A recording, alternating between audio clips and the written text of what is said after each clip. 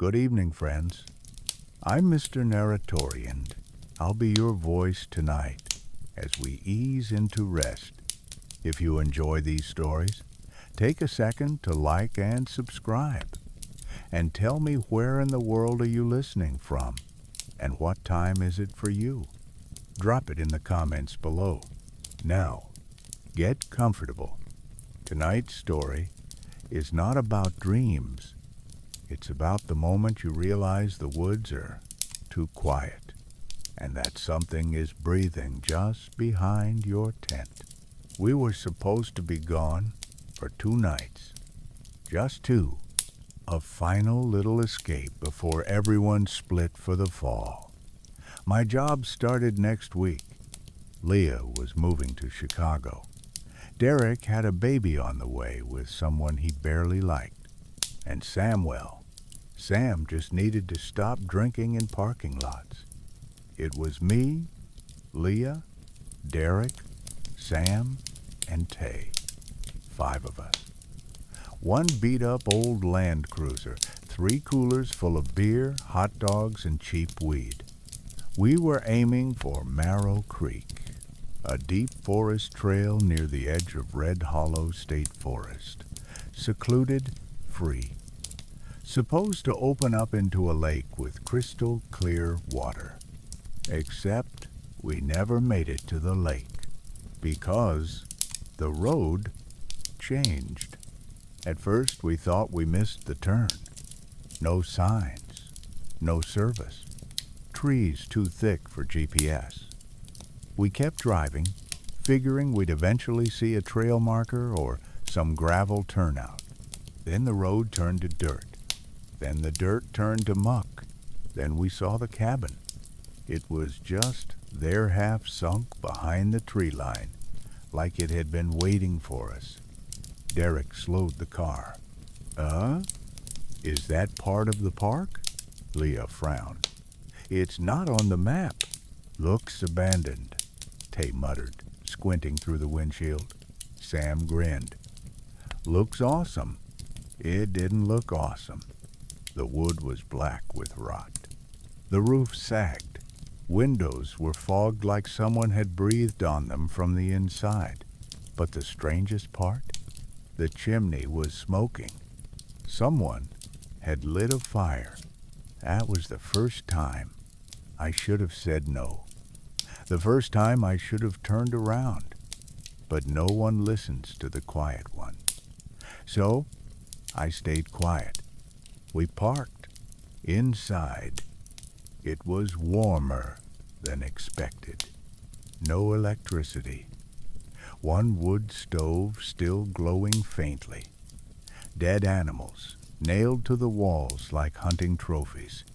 But worse, all skinned, all smiling. I wish I was making that up. Sam found a trunk full of old Polaroids. Black and white photos. Dozens of them. All people wide-eyed, confused, standing in the same clearing like they'd just been caught wandering off trail. And scratched into the wall beside the stove were names. Dozens of them. Some had slashes through them. Others didn't. Leah stared at it for a long time. I don't like this. Just some weird hunter crap, Derek said. But we all felt it. Something was off. Like the house was listening. We stayed anyway. Built a fire outside. Drank. Tried to laugh. By midnight, we were smashed and huddled around the pit, passing a bottle of Fireball like we were kids again. That's when Tay said it. You ever heard of bleeding season? We all looked at her. She was staring into the flames. I read about it online, she said. Urban legend. Supposedly there's this stretch of forest in the Midwest where every 10 years the air goes weird for 3 days. Copper smell. Everything gets too quiet and people go missing. Derek laughed. Like Bigfoot? Number like a killer with a chainsaw. He doesn't wear a mask. He wears their faces. Silence. Then Sam tossed another log into the fire. Guess we'll find out. I woke up to screaming. I thought it was part of a dream. Tay laughing. Sam yelling something about bears. But then I sat up in the tent and realized I was alone. The fire was out. The moon was gone. And the forest was absolutely still. No wind. No bugs. No crackling fire. Just breathing. Not mine. Slow. Close. Wet. I unzipped the tent and peeked out and saw something dragging through the tree line. Something tall, holding a sack, and in its other hand, a chainsaw. I didn't scream. I didn't move. I just slid back into the tent, shaking so hard I thought my teeth would crack. Then I heard it, the whir click of the chain engaging. But no roar, no chase, just that low mechanical growl, like it was humming, purring, and then footsteps, slow, deliberate, circling the tent. Someone sniffed, long and deep. Then they whispered, fresh. I passed out, or maybe I blacked out. When I opened my eyes, it was morning. Sunlight poured through the trees. Birds chirped. But something had changed. The fire pit was crushed. One of the coolers was ripped open with claw marks. And Tay's tent? Empty. Her pack still inside. Her shoes beside the flap. But no Tay. Just a single word scratched into the side of the land cruiser. Bleeding. We screamed. We searched. We ran a mile in every direction, calling her name until our throats cracked. No blood. No trail. No sound. Just trees. Just silence. Just the growing awareness that we were very, very alone. Back at the cabin, Leah noticed something on the wall. The list of names. There was a new one scratched in at the bottom. Not Tay's. Mine. We should have left the moment Tay disappeared. But no one wants to be the first to say it. Not when you're in denial. Not when part of you still thinks it's a prank or a breakdown or some sick joke. But I knew. The second I saw my name scratched into that wall, I knew we were already inside the nightmare, and it was going to get worse. We spent the entire day searching again. Derek led. Stomping through brush like anger could scare the woods into giving Tay back.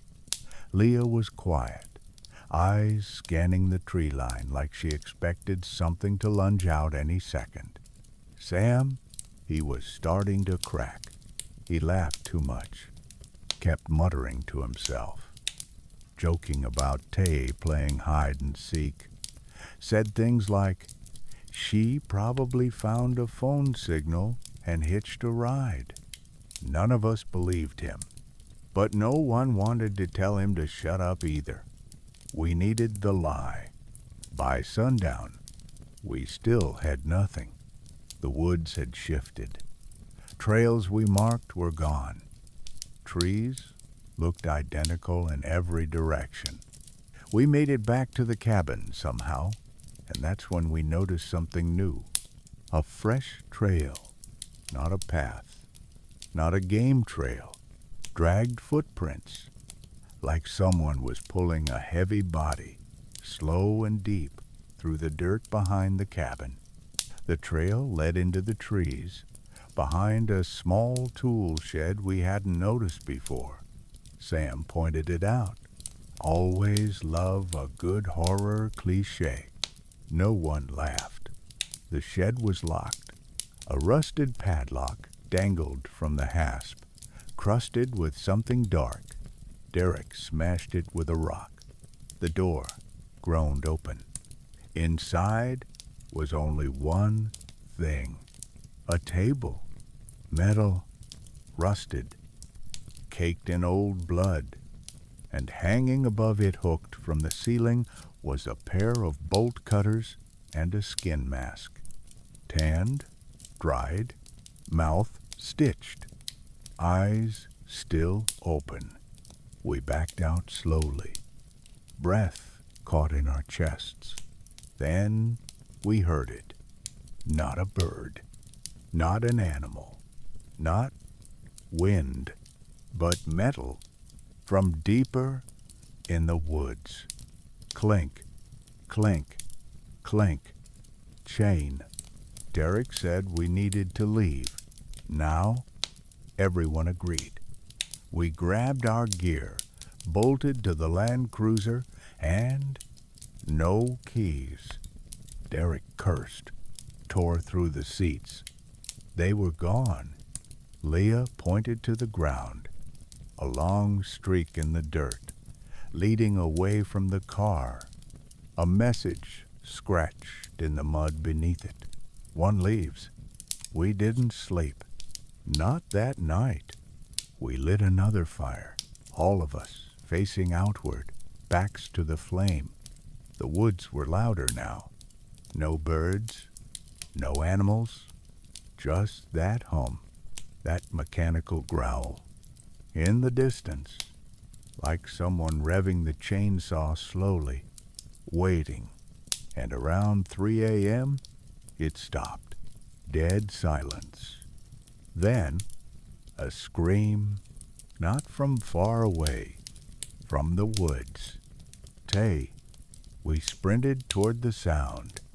Leah leading, Derek with a hammer from the trunk, Sam trailing behind, flashlight shaking in his hand. We ran for what felt like miles. Branches tore at our clothes, mud sucked at our boots. The scream came again. We burst into a clearing, empty, except for a tree in the center, with something nailed to it. It was Tay's jacket, pinned up by a knife through the hood. Something bulged inside it. Derek pulled it down, unzipped the pocket. Inside was her tongue, wrapped in gauze, still wet, and a note, folded once, with a single word written in dark red ink. Silenced. We didn't speak after that. Didn't scream. Didn't cry. Not until we got back to the cabin and found Sam's name scratched beneath mine. Derek lost it. Smashed the wall. Ripped the photos out of the trunk.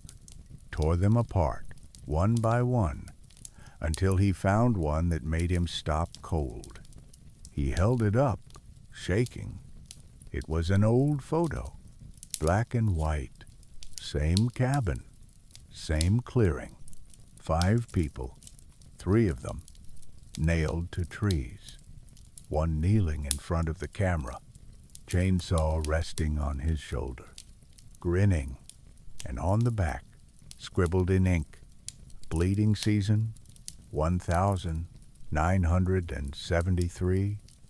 He's still hungry. Later that night, I went to piss behind the trees. Didn't stray far. The firelight barely reached me. But just as I zipped up, I saw something ahead of me leaning against a tree. A man-sized mannequin? Number. A body. Stripped down. Upright. Its stomach had been opened like a butchered deer. Ribs exposed. And carved into its chest, over and over, run, run, run, run, run, run, run. I took a step back, and behind me, the chainsaw screamed to life. I didn't look back. When the chainsaw roared behind me, I ran. Branches whipped my arms. Thorns shredded my legs. My lungs burned and the taste of copper filled my mouth. But I didn't stop, because I could still hear it. The saw, not chasing, pacing, like he knew I'd wear myself out before he even broke a sweat. I didn't scream. There's something about that sound it feeds off. Screams. Leah said it the night before. He plays with you first. And now I knew what that meant. He doesn't need to chase you. He just needs to let you run. After what felt like a mile, I stumbled into another clearing. Not a natural one. The ground was dug out, like someone had cleared it on purpose. At the center stood a totem, a tree stripped of bark, sharpened at the top, bones tied to the branches with string and hair. There were faces nailed to it, dried, leathered. Some were grinning, some were still screaming. I turned to run and ran straight into him, the bleeder. He stood taller than I imagined, shirtless, skin sunburned and scarred with names, other people's names, carved into his chest like trophies. He wore a mask, but not plastic, stitched skin, fresh, too fresh, one eye whole.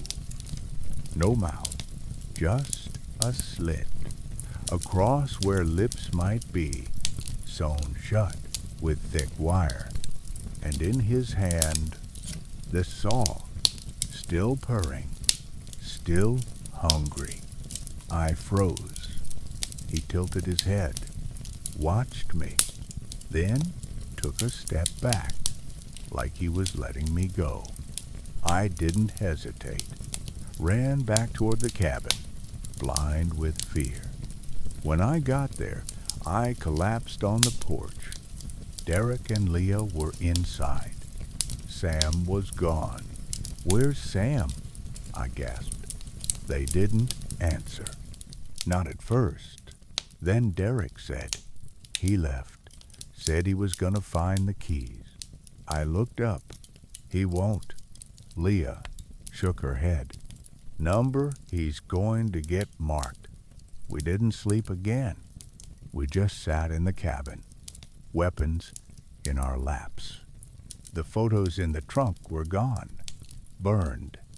Derek said he found them moving in the night, rearranging themselves. He said one of them smiled at him. Just before sunrise, we heard it again. The chainsaw, closer this time, right outside. We held our breath, pressed to the wall. Something moved past the window, and then a knock. Slow, heavy, knuckle to wood. We didn't answer, not until the sun came up. Outside, nailed to the door, was Sam's arm, still twitching, wrapped around a steering wheel. The keys were in his hand. Below it, written in blood. He ran. Derek took the keys. "We're leaving." "No," I said. "We won't make it." He glared at me. "You want to stay here and wait for your turn?" I looked at the wall. There were now 3 names scratched beneath mine. Tay, Sam, Derek. We made a run for the car anyway. Stupid. Desperate. Leah drove. Derek in the passenger seat. Me in the back, gripping the hammer like it could save me. We didn't make it half a mile before we saw something ahead. A tree across the road, cut down, blocking everything. No way around. Just dirt and forest. and next to eat a chainsaw, resting in the mud, still running, still humming, like it had been waiting. We turned back, fast, too fast. The car hit something, tires shrieked. We spun into a ditch. Airbags exploded. The last thing I saw before blacking out was Derek's head hit the window and something stepping out of the woods toward us. When I came to, it was dark again. The car was empty. No Derek, no Leah, just blood on the seat and the hammer still in my hand. The woods around me were silent. Then, a scream. Leah's. High, sharp, cut off. Then, the chainsaw again, and the click, click, click of something dragging across the road. I didn't move. Not yet. Just listened until I heard footsteps behind me. Turned, and Derek was there, but only his upper half, hanging from the trees. His legs missing. Eyes wide. Still breathing. He tried to speak. Tried to scream, but his mouth had been sewn shut, and on his chest, carved in clean letters, he talked back. I didn't scream. I didn't move. I couldn't. Derek's body swayed above me, torn in half and strung like meat, his blood dripping onto the hood of the Land Cruiser in slow, syrupy taps. His eyes had gone glassy. His mouth was still sewn shut. But I swear I saw his lips move, like he was still trying to warn me. I ran. Nowhere specific, just away from the wreck, from the road, from that goddamn chainsaw scream still echoing through the trees. Eventually, the forest opened into a clearing, and at the center, like a scar in the earth, was a cellar door. Not new, not abandoned, just wrong. It sat there breathing. I know how that sounds, but it did. The wood rose and fell like it was alive, like something inside was sleeping and dreaming of us. I should have turned back, but I heard it, a sound I hadn't heard in hours. A voice, someone crying, soft, weak, help me. Leah. I opened the door. It groaned like it hadn't been touched in years, but the stairs below were worn from use, soaked with footprints and dark patches I didn't want to identify. The air was warm, wet, coppery. The smell hit me like a fist.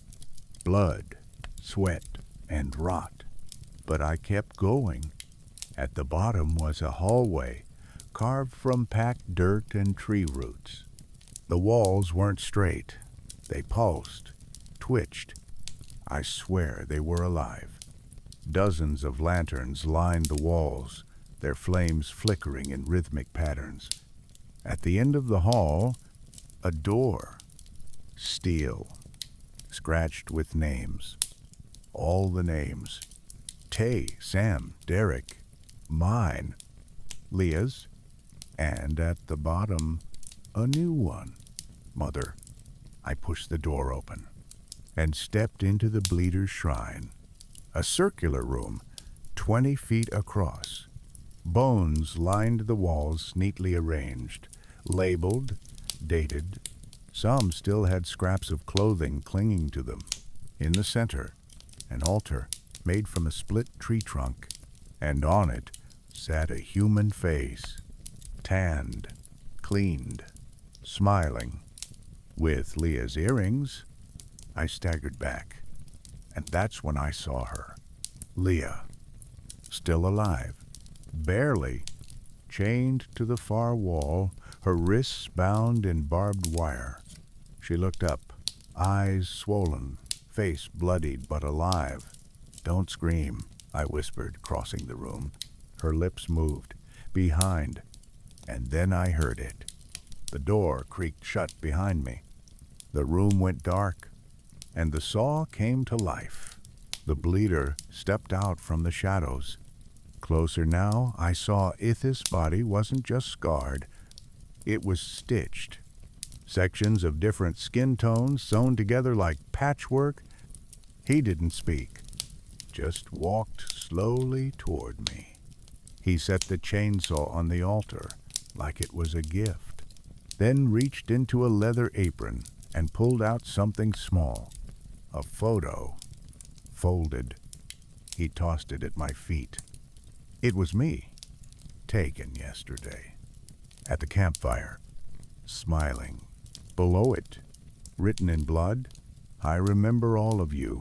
He stepped aside and gestured toward the altar, like he was offering me a choice. Leah or me. One of us would leave, the other would hang. I grabbed the chainsaw. It was warm. It felt right in my hands, and I hated that. The bleeder didn't flinch. He stepped back, and I realized he wasn't here to kill me. Not yet. He was here to see what I'd become. I turned the blade on. It screamed to life. Leah begged behind me. "Please," she whispered. "Please, don't do this." I raised the saw then, turned, and sliced the chains on her wrists instead. She dropped like dead weight. The bleeder cocked his head. Surprised? Disappointed? I didn't wait to find out. I dragged Leah to her feet and ran through the door, down the tunnel, up the stairs. Back in the woods, I could hear him laughing. For the first time, not loud, not unhinged, just entertained. Like he was watching a show. And the final act hadn't started yet. Leah couldn't run, so I carried her as far as I could, found an old watchtower rotting on a hilltop and dragged her inside, barricaded the door.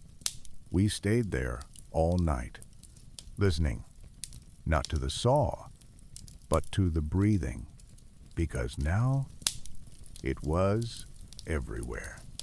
Not just one killer, not just one sound, something else was waking up. In the morning, I checked her wounds. She was still alive, still herself, but her name was gone from the wall in the cabin, scratched out, and replaced with someone else.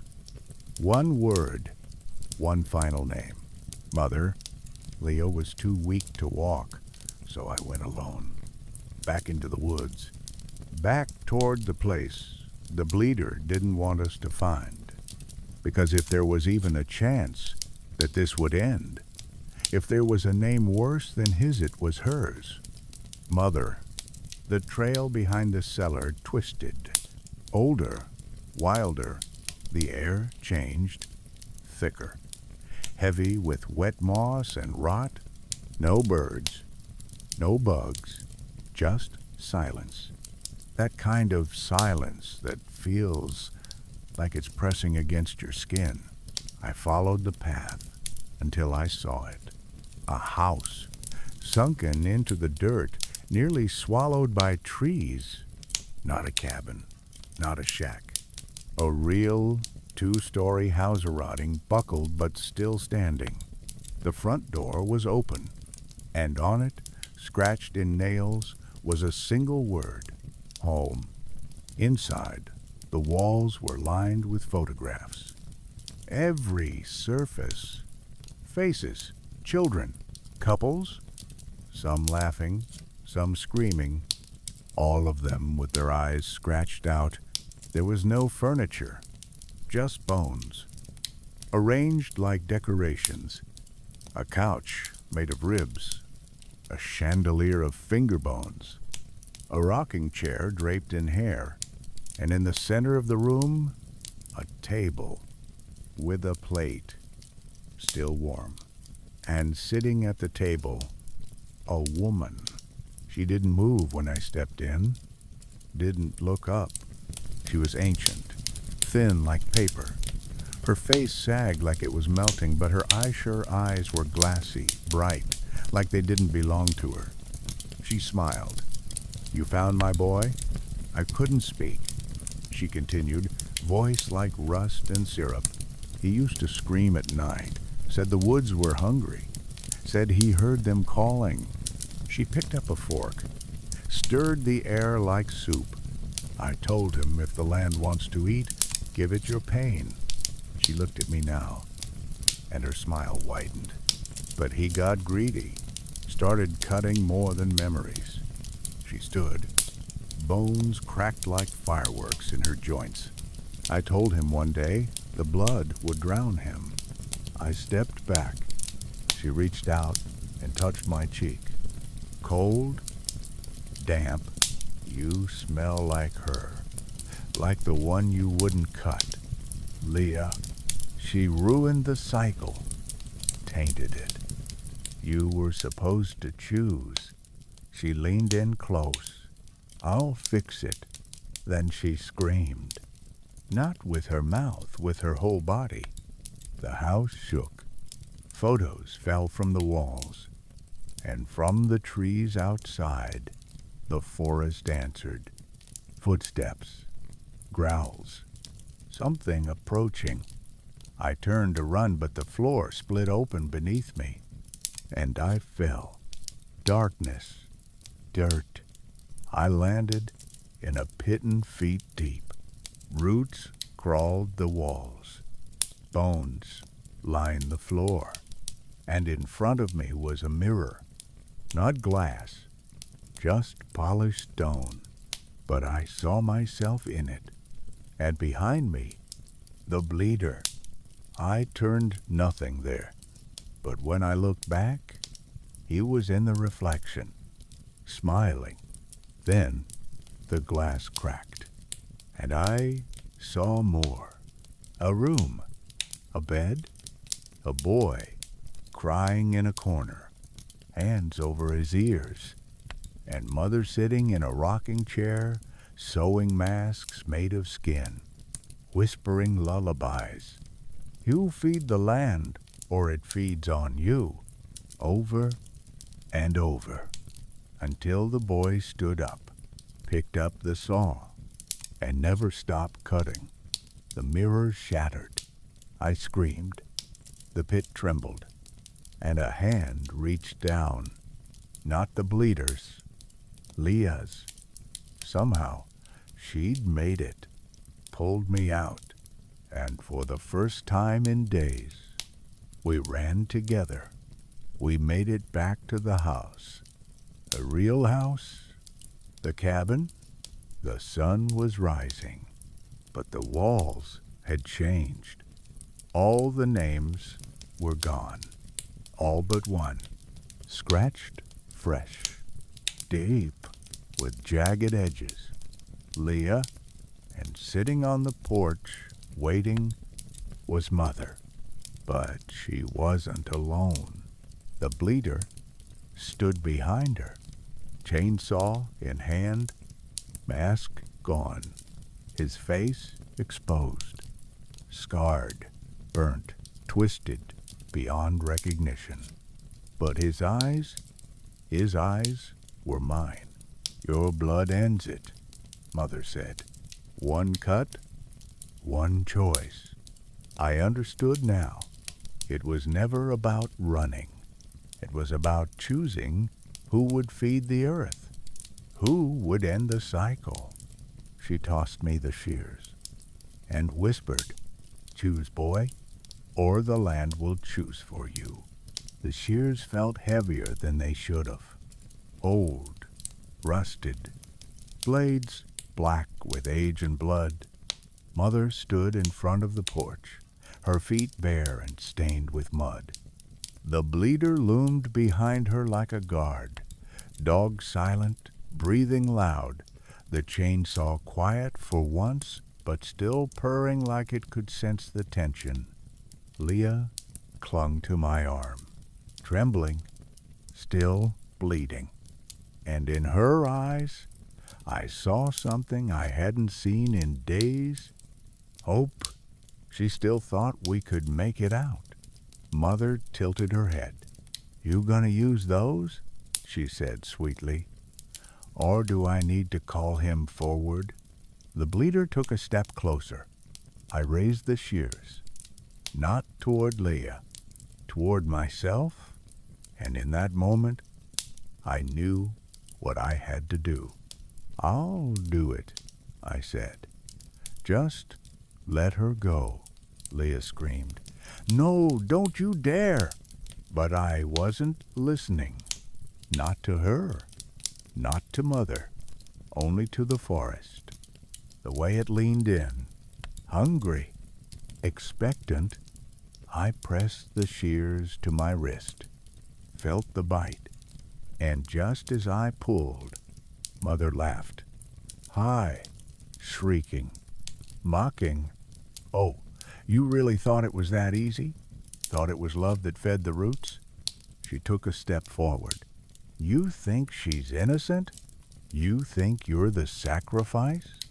She pulled something from her coat, a photograph of me as a child, standing in front of this very cabin, grinning, covered in blood. Leah beside me, younger, terrified, mouth stitched. I dropped the shears. What is this?" She smiled wider. "You already gave the forest what it wanted. You just don't remember." The bleeder took another step forward. Leah backed away, hands over her mouth. "I didn't," I stammered. "I didn't, but I did." The memories came back like knives. The cabin, the altar, the first cut, the saw in my tiny hands, the first harvest. My name had never been the last. It had been the first. I looked at Leah. She was crying now, but not for herself. For me, because she remembered too. "You were just a kid," she whispered. "They made you do it." And suddenly, the bleeder lowered the chainsaw. For the first time, he hesitated. Mother hissed, "Number no. He is the knife. He is the giver." She turned to her son, clawed at his arms, screamed into his face. "Cut them both. Feed the soil, feed the cycle." But the bleeder didn't move. He looked at me, and I understood. Beneath the skin, beneath the scars, he was still a boy, a broken, used, bleeding child. Like me, I stepped forward. "She's the root," I said softly. "Not us." Mother turned, and for the first time, she looked afraid. "Stay back. You started this. You bled them. You built him." She raised a knife, screamed, rushed forward, but the bleeder moved faster. The saw roared, one clean arc. Mother's scream choked halfway through, and when her body hit the porch, the forest side, silence, not just absence of sound, true stillness. No wind, no growl, no breath, just the smell of blood and the sound of the chainsaw dying for good. The bleeder dropped it at my feet, then looked at me and nodded once before stepping off the porch into the trees where he belonged. Leah collapsed into my arms. We sat there for what felt like hours. No one came. No one spoke. The forest let us go. That morning, The trail returned. The road cleared. The Land Cruiser still worked. We didn't question it. We drove and drove and drove until the trees were gone and the air no longer tasted like iron. We never spoke of it again, never told a soul. But sometimes, I wake up to find dirt under my fingernails, or a name I don't remember, carving itself into the mirror. Sometimes I hear that purr, not loud, just faint, like it's waiting, because the cycle didn't end when Mother died. It passed, and the forest always needs a keeper. It's been 3 months. I told myself we escaped. I lied. Leah's gone quiet. We don't talk about the woods. We don't talk about the bleeder. We don't talk about what I saw in the mirror before we left. But the forest, it talks every night. It started small. I woke up with mud on the floor, tree bark in the sink drain, the faint smell of gasoline and rust in my room stronger every night. And then the dreams came back. Not mine, someone else's. A kid I didn't recognize, driving deep into the trees, joking with his friends, drinking cheap beer, laughing. And then the cabin. Same porch, same chimney, still smoking, same mistake. I woke drenched in sweat, my heart pounding. I tried to shake it off until I got the letter. No return address, just a note, typed on aged paper, stained with something that smelled wet. The bleeding season returns. 7 more.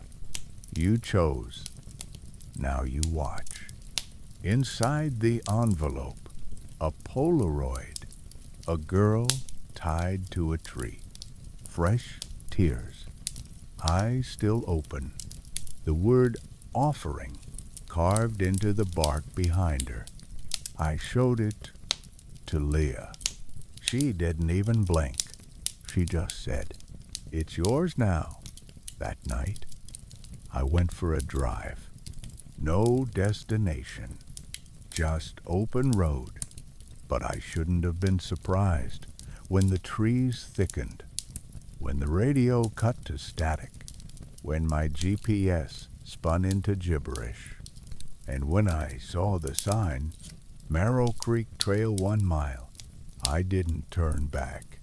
I pulled off the road, and the headlights landed on something waiting in the ditch. A mask, not plastic, stitched, smiling, waiting. I didn't touch it. I just sat there, staring, until I heard something shuffle in the trees. Something small, timid, curious. A boy stepped out of the woods, maybe 17. Backpack, hoodie, dirt on his face, startled when he saw me. "Sorry, man," he said. "Didn't think anyone was out here this late."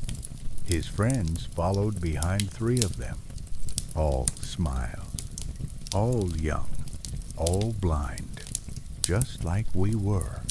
I told them to leave, told them there was nothing up that road but dead air and regrets. They didn't listen. One of them laughed. Another said, "Hey, cool costume," and pointed to the mask in the ditch. I didn't stop him in time. He picked it up, held it to his face, said, "What do you think? Do I look like a killer?" The wind stopped. The trees exhaled, and I knew the forest had just chosen again. I drove home. Didn't say a word to Leah.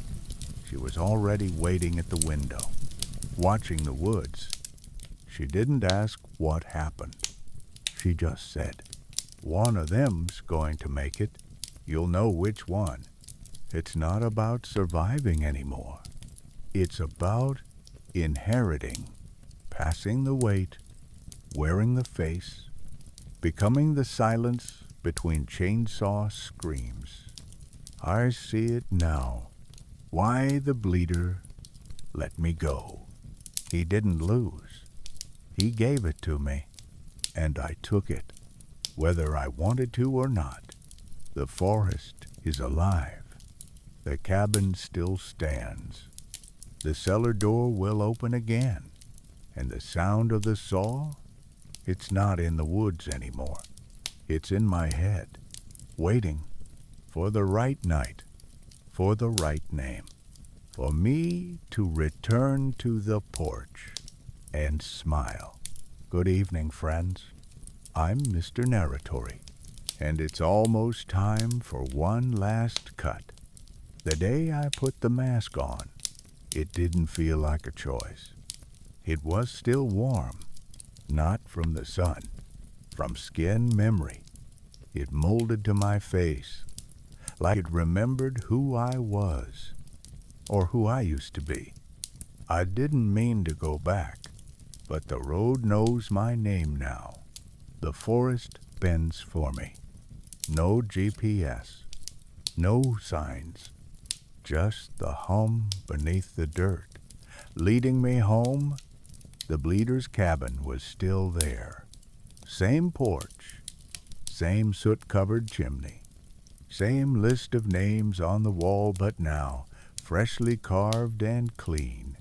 7 new lines, only 6 filled in, and at the bottom, a blank one, waiting. I didn't knock. The door opened for me. Inside, it was colder than before. The walls bled in patterns.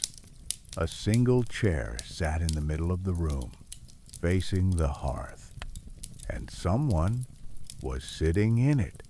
Not Mother, not the bleeder, me, or some version of met-wisted, younger, stitched in places I've never been cut.